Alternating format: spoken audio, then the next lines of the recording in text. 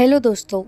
मेरा देवर रोज़ मेरे कमरे में आता और मेरी आंखों पर पट्टी बांधकर कहता, भाभी मैं आपको एक ऐसी चीज़ पकड़ाऊंगा, आपको बतानी है कि यह चीज़ क्या है। अगर आप जीती तो मैं आपको 500 रुपये दूंगा। वह चीज़ बहुत नरम नरम थी। एक दिन मैंने पट्टी हटाकर देख लिया तो मेरी जान निकल गई, क्योंकि मेरे देवर ने तो हाथ में। मेरा नाम जोबा है।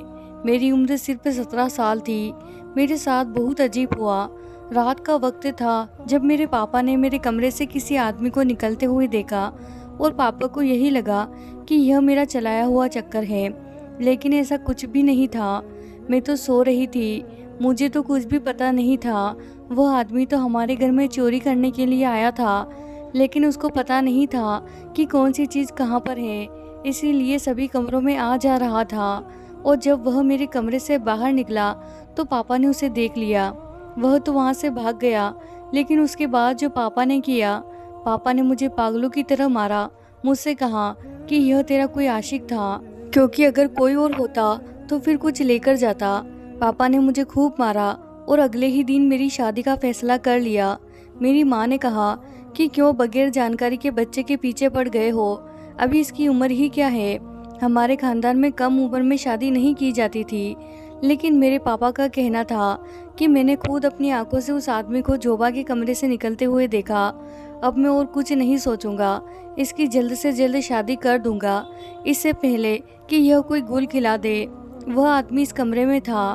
वह क्या कर रहा था? मेरा बाप मेरी माँ से इस किस्म की बातें कर रहा था जो उन्होंने आज तक नहीं की थी। मेरे पापा को यकीन हो गया था कि मैं बदकिरदार हूँ और मैंने ही उसको घर पर बुलाया है। वह शख्स जो भी था, मेरी ज़िंदगी बर्बाद करने के लिए काफ़ी था। अगर मेरे साथ उसका चक्कर होता तो मैं क्या इतनी पागल थी जो उसे घर पर बुलाती। मुझे पता था कि मेरे पापा बाहर सोया करते थे। अगर मेरा किसी के साथ चक्कर होता तो मैं क्या इतनी बेवकूफ़ होती। मेरे पापा ने ज़्यादा नहीं सोचा, जल्दी जल्दी में जो भी रिश्ता आया उन्होंने मेरी शादी कर दी। उस घर में मेरा एक पति, एक देवर और सास और एक छोटी ननद थी। यह लोग हमारे से काफ़ी गरीब थे और अनपढ़ जाहिल किस्म के लोग थे। उनकी जहनीत पहले ही मुझ तक पहुँच गई थी, क्योंकि एक लड़की उनके मोहल्ले के घर के सामने रहती थी जो मेरी दोस्त थी। उसने कहा कि यह तो बड़े अजीब से लोग हैं, उनके घरों में तो हर टाइम गाने बजाने की आवाज़ आती रहती है, और किसी भी मोहल्ले में शादी होती है तो तुम्हारी होने वाली सास शादी में चली जाती है और अजीब से बेहुदा कपड़े पहनकर डांस करती हैं। उसे किसी की परवाह नहीं है, और बेटे को माँ की फिक्र नहीं है और माँ को बेटे की फिक्र नहीं है, और उनकी बहन ने तो सारे मोहल्ले को फंसा रखा है। तुम ऐसे गंदे लोगों में जाओगी तो तुम्हारी ज़िंदगी बर्बाद हो जाएगी। मैंने कहा कि मैं क्या कर सकती हूँ, ज़िंदगी तो मेरी पहले ही बर्बाद हो गई है। मेरे पापा ने मुझे जानवरों की तरह मारा। वह मेरी शादी मेरी मर्जी के बिना करवाना चाहते थे। घर में भी किसी से इस बारे में कोई बात नहीं की। मेरी माँ भी बेबस हो गई और मेरी शादी करवा दी। मेरे पति का नाम कबीर था। उसका मेरे साथ रवैया ठीक था। पापा ने उनसे कहा कि सादगी से शादी करेंगे, तो वह लोग भी मान गए, क्योंकि वह भी खर्चा नहीं करना चाहते थे। इसीलिए ऐसे ही निकाह हो गया। खानदान में कोई रस्म नहीं की गई। मैं 3 भाइयों की इकलौती बहन थी, लेकिन मेरी शादी इस तरह हुई थी कि जैसे किसी की मैयत हो। मैं बिल्कुल भी खुश नहीं थी इस शादी से, लेकिन फिर भी मेरी शादी करवा दी गई। जब मैं अपने कमरे में बैठी अपने पति का इंतज़ार कर रही थी तो वहाँ पर कुछ बहुत अजीब हुआ। मेरे पति की जगह मेरा देवर मेरे कमरे में आ गया। जब मैंने उससे कहा कि तुम यहाँ पर क्या कर रहे हो, तो उसने कहा कि फिक्र ना करे, आपकी शादी मेरे भाई के साथ ही हुई है। मैं तो इस कमरे में सोने के लिए आया हूँ। मैं हैरान रह गई, इसका यहाँ पर क्या काम था। मैंने कहा कि किस किस्म की बातें कर रहे हो, तो वह हंसने लगा और उसने कहा कि मैं तो मजाक कर रहा हूँ, मैं यहाँ पर सोने के लिए क्यों आऊँगा, मुझे तो ऐसी कोई चीज़ देखने का भी शौक नहीं है। मैं हैरान थी, यह लड़का किस किस्म की फिजूल बातें कर रहा था। उसने कहा कि मुझे आपको यह बताना था कि भाई अपने दोस्तों के साथ बैठे हैं, इसीलिए आप सो जाए। अगर नहीं सोना है तो मैं 2 घंटे आपके साथ बैठ जाता हूँ, मैं आपके साथ हंसी मजाक कर लूँगा।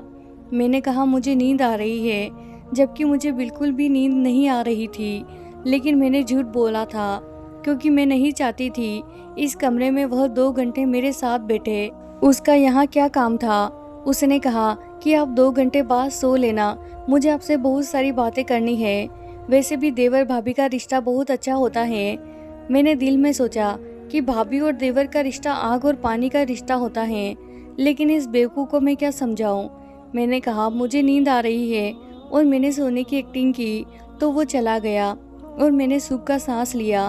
मैंने सोचा कि मेरी दोस्त यह कह रही थी उन लोगों को किसी का भी लिहाज नहीं था।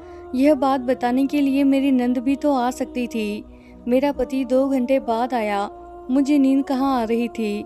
वह कमरे में आया और उसने पति पत्नी का रिश्ता कायम किया। मेरा पति ठीक था। ठीक से मेरा मतलब यही है कि जैसा होना चाहिए था वैसा ही था। शुक्र है कि उसने ऐसी कोई बात नहीं की। बाकी मैं उसकी बीवी थी। उसकी मुझसे मोहब्बत की शादी नहीं थी कि वह मेरा इस हवाले से लिहाज करता, और उसने लिहाज किया भी नहीं। और मेरी ज़िंदगी की शुरुआत वैसी ही हुई जैसे ज़्यादातर लड़कियों की ज़िंदगी की शुरुआत होती है। उस घर में वाकई बहुत बेशर्मी थी। नमाज वगैरह तो कोई पढ़ता नहीं था और कपड़े भी अजीब तरीके से पहनते थे। मेरी नंद भी अजीबोगरीब किस्म के कपड़े पहनकर बिना आस्तीन के कपड़े पहनती थी और सुबह सुबह मोहल्ले में निकल जाती थी कि अपनी सहेली के घर जा रही हूँ। मेरे सर पर सारे घर का काम डाल दिया जाता था और मेरी सास या तो पूरा दिन बैठकर ड्रामा देखती रहती थी या फिर रुमाली नवल पढ़ती रहती। उसकी उम्र थी यह सब कुछ करने की। नमाज पढ़ती तो कोई सर पर दुपट्टा नहीं करता था। अगर टीवी लगा होता तो कोई टीवी की आवाज़ हल्की नहीं करता था। एक दिन मेरा देवर मेरे पास आया और उसने कहा कि आप आंखें बंद करें, मैं आपको एक ऐसी चीज़ पकड़ाऊंगा। आपको बताना है कि यह चीज़ क्या है। अगर आपने सही कहा तो मैं आपको 500 रुपये दूंगा। मैंने कहा कि मुझे इस तरह की कोई गेम खेलने की ज़रूरत नहीं है और उसे वहाँ से भगा दिया। लेकिन फिर मेरे पति ने मुझे खर्चा देने से इनकार कर दिया। उसने कहा कि मैं तुम्हें खर्चा वगैरह नहीं दे सकता। तुम्हें जो चीज़ चाहिए होगी वह घर में मिल जाएगी। खाना वगैरह घर में बनता है, टीवी सारे एक साथ बैठकर देखते हैं, इसीलिए मोबाइल रखने की ज़रूरत नहीं है। बाकी अभी तुम्हारे सारे कपड़े हम लोगों ने नए बनवाए हैं, जब कपड़े खराब होंगे तो मिल जाएंगे। मेरी माँ मौसम के कपड़ों के 2 सूट बना देती हैं, तुम्हारे भी बना देगी। उनको अपनी पसंद बता देना। मुझे यह बात तो ठीक लगी, लेकिन पति का अपनी बीवी को खर्चा ना देना कोई अच्छी बात नहीं थी। यह कहकर उसने पहले ही इस पर से हाथ धो लिया था, जबकि यह फर्ज तो उसे सारी जिंदगी निभाना था। यह कोई अच्छी बात नहीं थी। मुझे उसे रोकना चाहिए था, काबू में रखना चाहिए था। मैं उसकी बीवी थी, मुझे उसे अपने काबू में रखना चाहिए था, लेकिन मुझसे यह नहीं होगा और मैं खामोश हो गई। उसके बाद जब मेरा देवर दोबारा मेरे पास आया तो मैंने सोचा कि 500 रुपये कमाने का मौका क्यों छोड़ना। मैंने कहा कि बताओ क्या करना है। वैसे भी उसका दिमाग बच्चों वाला था, वह जरूर मुझे कोई बच्चों वाले गेम खिलाने वाला था। उसने कहा कि मैं आपकी आंखों पर पट्टी बांध दूंगा और आपके हाथ में एक चीज़ दूंगा। आपने मुझे बताना है कि वह चीज़ क्या है। मैंने कहा कि अच्छा ठीक है। उसने मेरी आंखों पर पट्टी बांध दी। मुझे कहा कि हाथ आगे करो। उसने कहा कि भाभी अगर आप बता ना पाए तो फिर आपको मुझे पैसे देने पड़ेंगे। मैंने यह नहीं बताया कि मेरे पास तो 1 रुपया भी नहीं था। मैंने सोचा कि ज़्यादा से ज़्यादा क्या चीज़ होगी। उसने मेरी आंखों पर पट्टी बांध दी और मेरे हाथों में कोई चीज़ रखी जो नरम थी, लेकिन समझ नहीं आ रहा था कि क्या है। वह मुझे बार बार पूछ रहा था कि बताओ बताओ ना यह क्या है, लेकिन मैं नहीं बता पाई। मैंने कहा कि क्या था। उसने कहा कि मैं आपको यह नहीं बता सकता, लेकिन अब आप शर्त हार गई है, इसीलिए आपको मुझे 500 रुपये देने होंगे। मैंने कहा कि मेरे पास पैसे नहीं है। उसने कहा कि चलिए कोई बात नहीं, जब आपके पास पैसे आ जाए तो आप मुझे बता दीजिएगा। मैंने कहा कि ठीक है, और मुझे अफसोस हुआ कि मैं समझ ही नहीं पाई कि वह क्या चीज़ थी। एक दिन मेरा देवर फिर से मेरे पास आ गया और उसने कहा कि अगर आज आप जीत गई तो आपको पैसे नहीं देने होंगे। मैंने कहा कि ठीक है, और अगर आप हार गई तो आपको 1000 रुपये देने होंगे।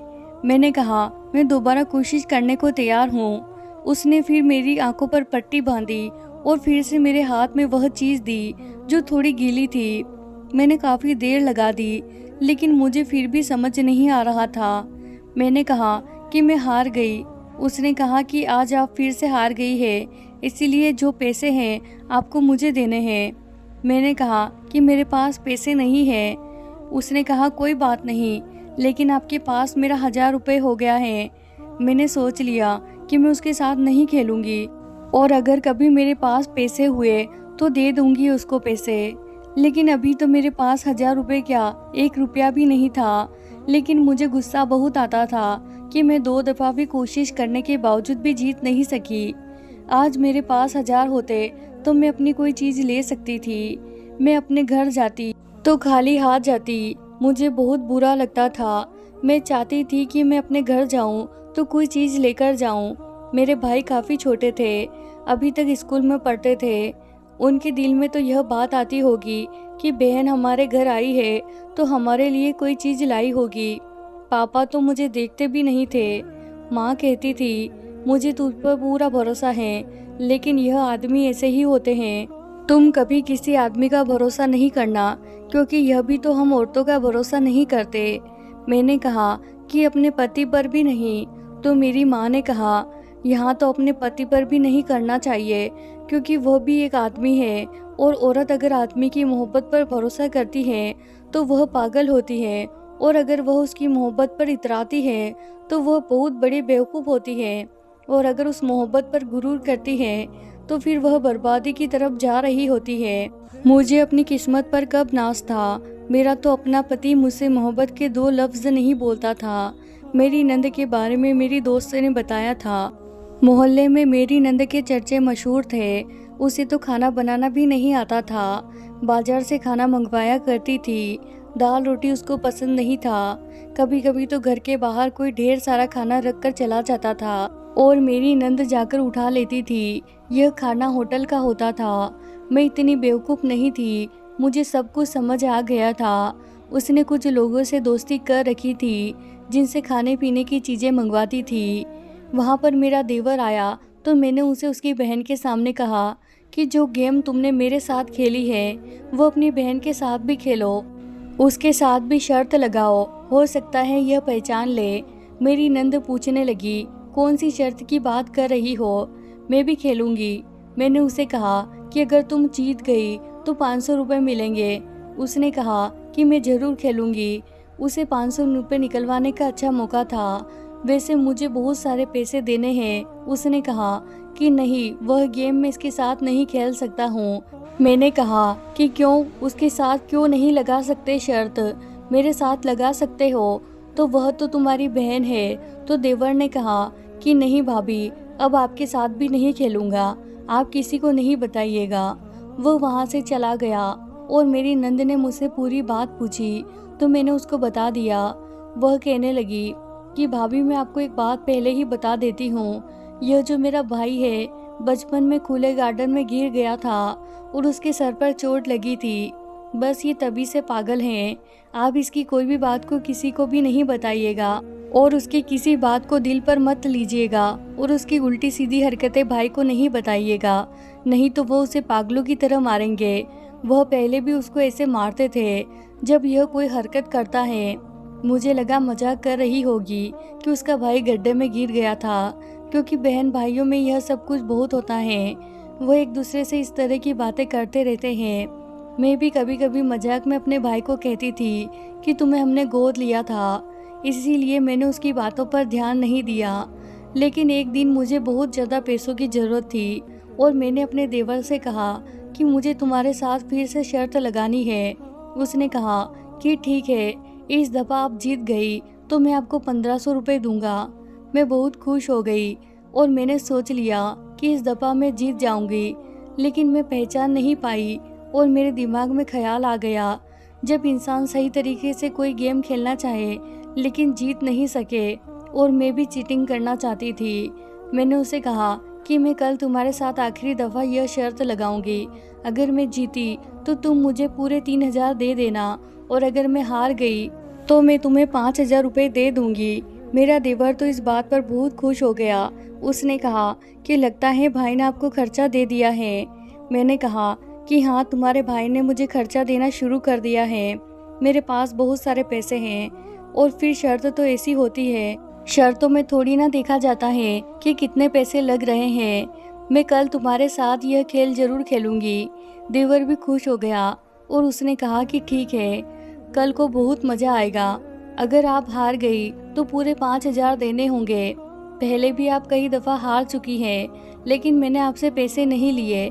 मैंने कहा कि तुम फिक्र नहीं करो, मैं तुम्हें पूरे पैसे दे दूंगी, पर तुम भी पैसे तैयार रखना। हम लोग आपस में बातें कर रहे थे कि मेरा पति वहाँ पर आ गया था। मेरा पति घर पर आ जाता था तो वह मुझे कोई इशारा नहीं करता था, लेकिन इसका मतलब यही होता था कि मुझे कमरे में जाना है। मैं चली जाती थी। मेरा पति मुझे काम बता देता कि मेरे लिए चाय बना, कपड़े निकाल दे। उसने कहा कि तुम इससे बातें कर रही थी, तुम्हें पता है यह पागल है। मैंने कहा कि क्या मतलब? आपकी बहन भी कहती है कि यह पागल है, आप भी कहते हैं कि यह पागल है। तो मेरे पति ने मुझे कहा यह पागल है, इसका दिमाग खराब है, दूर रहा करो इससे। यह बात करते करते अचानक पटरी से उतर जाता है। मैं दिल में सोचने लगी, यह तो आपके सारे खानदान की बीमारी है। आपकी माँ भी अचानक से बेटे बेटे बातें करते करते मुझसे ऐसे सवाल करने लगती है जो एक सास अपनी बहू से कभी नहीं करती। और अपनी बहन के बारे में उनको पता नहीं था, जिसने सारे मोहल्ले के साथ ताल्लुक़ रखा था, और उनके बारे में भी किसी को पता नहीं था कि शादी से पहले पता नहीं क्या करते रहते हैं। मैंने उनको कह दिया कि ठीक है, और उनको शर्त वाली बात नहीं बताई। मुझे पैसों की सख्त ज़रूरत थी। मेरे सबसे छोटे वाले भाई की सालगिरह थी। हर सालगिरह धूमधाम से मनाते थे। मैंने उसे वादा किया था कि मैं उसके लिए एक वीडियो गेम लेकर आऊँगी जो पूरे 3,000 की थी। इसीलिए मुझे पैसों की बहुत ज़रूरत थी। पति से मांगे थे, लेकिन उसने इनकार कर दिया। कहा कि सालगिरह गुनाह होता है। मैं उसे जवाब दे सकती थी कि औरतों का नमाज ना पढ़ना, लड़कों से दोस्ती करना, दूसरों की शादी में डांस करना भी तो गुनाह होता है, लेकिन मैंने उन्हें जवाब नहीं दिया और खामोश हो गई। मैंने उस चीज़ को कभी नहीं देखा था जो मेरा देवर मुझे पकड़ाता था, लेकिन अब मैं उसे महसूस करके उसके बारे में सोच रही थी कि वह बहुत नरम सी चीज़ थी और उसके ऊपर काफ़ी बाल भी होते थे। ऐसी क्या चीज़ हो सकती थी? और जब मैं आंखें खोलती थी तो वह चीज़ गायब हो जाती थी।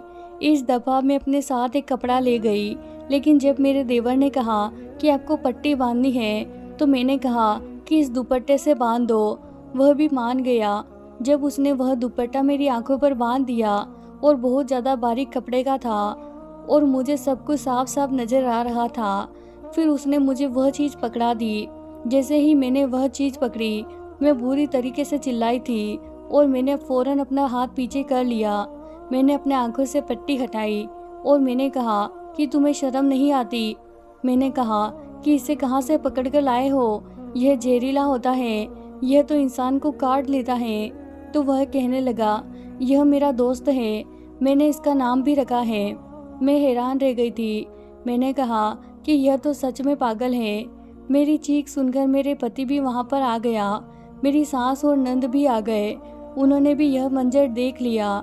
मेरी सास ने मेरे देवर को थप्पड़ मारा कि जा यहाँ से, इसे कहाँ से उठाकर लाया है वहीं छोड़कर आ, तुम्हें काट गया तो तुम मर जाओगे। मैंने देवर की सारी बात बताई तो उन्होंने कहा कि हम तुम्हें कह रहे थे कि यह पागल है, तो हम कोई मजाक कर रहे थे क्या? यह सच में पागल है। मैं तो हैरान रह गई थी, इस तरह की हरकत कोई पागल ही कर सकता था। फिर मुझे मेरे पति ने पूरी बात बताई। उसने कहा कि इसको एक दफ़ा घर तान तोड़ बुखार हुआ था, उसके बाद से इस तरह की हरकतें करता है, अजीब बातें करता है और कभी कभी बहुत ही गंदी बातें करने लग जाता है। इसीलिए हम लोग भी इससे ज़्यादा बात नहीं करते, उसको उसके हाल पर छोड़ दिया है। ना तो यह पढ़ाई करता है और अचानक से बदल जाता है, और जानवरों के साथ तो उसे कुछ ज़्यादा ही प्यार है। तभी कोई जानवर उठाकर ले आता है, तो कभी किसी जानवर का बच्चा उठाकर ले आता है। वह कुत्ते के बच्चे को उठाकर ले आया था। मैंने अपना सर पकड़ लिया और जब कमरे में आई तो अपने पति को बताया कि मुझे पैसों की ज़रूरत है। उसने कहा कि तुम्हें खर्चा देने से मना किया था, यह तो नहीं कहा था कि अगर तुम्हें इतनी ज़्यादा ज़रूरत है तो भी तुम मुझसे नहीं मांगे। तुम मेरी बीवी हो, मुझसे ही मांगोगी। मैंने अपने पति से माफ़ी मांगी, उसने पैसे दे दिए। मैंने अपने भाई के लिए गेम खरीद ली और उसके बाद से मैं देवर से दूर ही रहती थी। वह तो सच में पागल था। तो प्यारे दोस्तों, ये थी हमारी आज की कहानी। उम्मीद करती हूँ आपको कहानी पसंद आई होगी। कहानी पसंद आए तो वीडियो को ज़रूर लाइक कीजिए, साथ ही कमेंट भी करें। और अभी तक आपने हमारे चैनल को सब्सक्राइब नहीं किया है तो प्लीज़ कर ले। धन्यवाद दोस्तों।